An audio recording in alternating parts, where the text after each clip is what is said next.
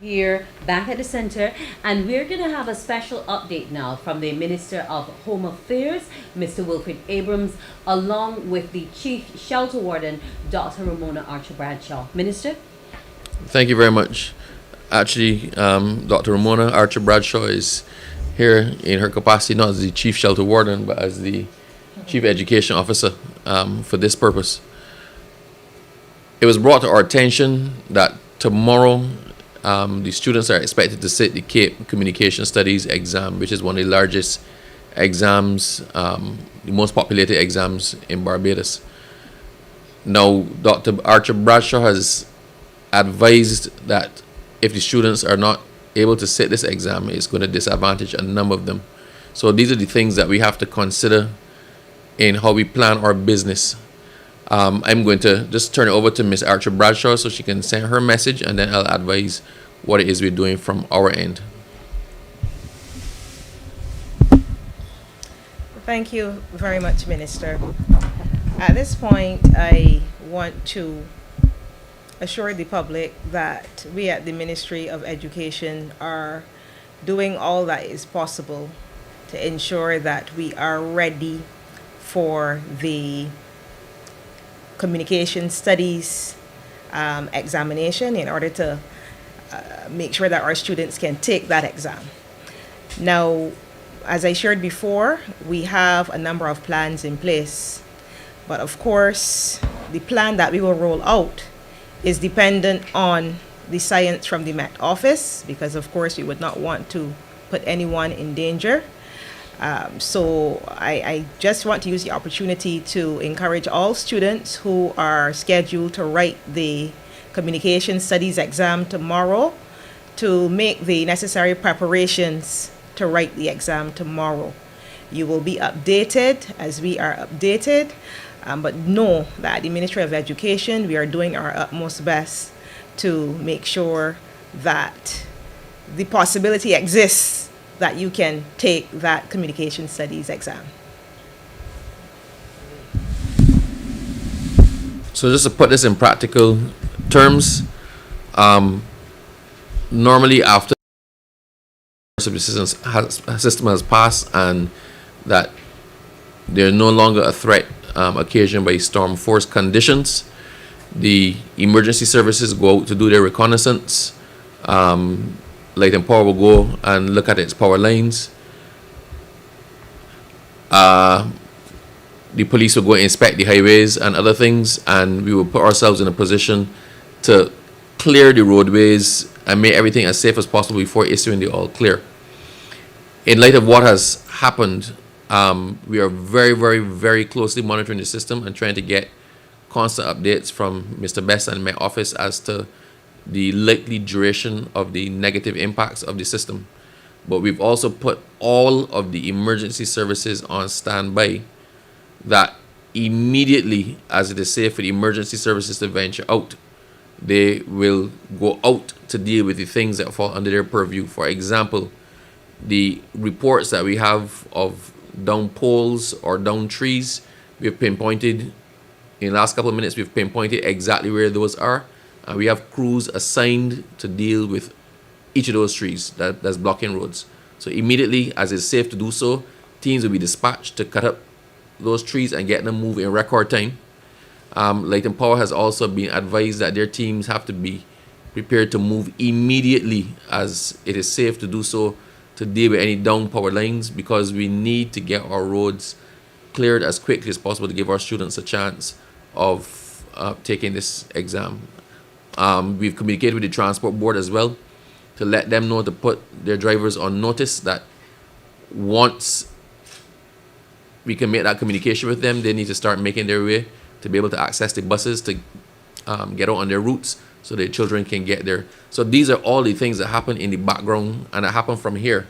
It's only possible to arrange all of that because we're actually here all together at this point and able to liaise directly to be able to make those informed decisions. I've communicated this with the Prime Minister, Ms. Annie Bradshaw, and she is doing what she has to do from her end as well. So just to reiterate what Dr. Bradshaw said, every effort is being made to give those students a chance to get to that exam, to be able to take the exam.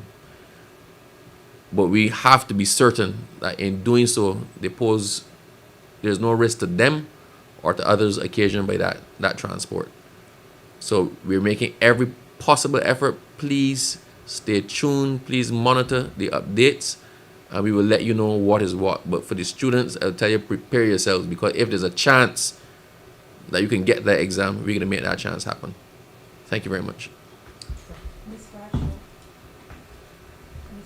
can you repeat to the VOB listeners on the information that you gave earlier, Mr.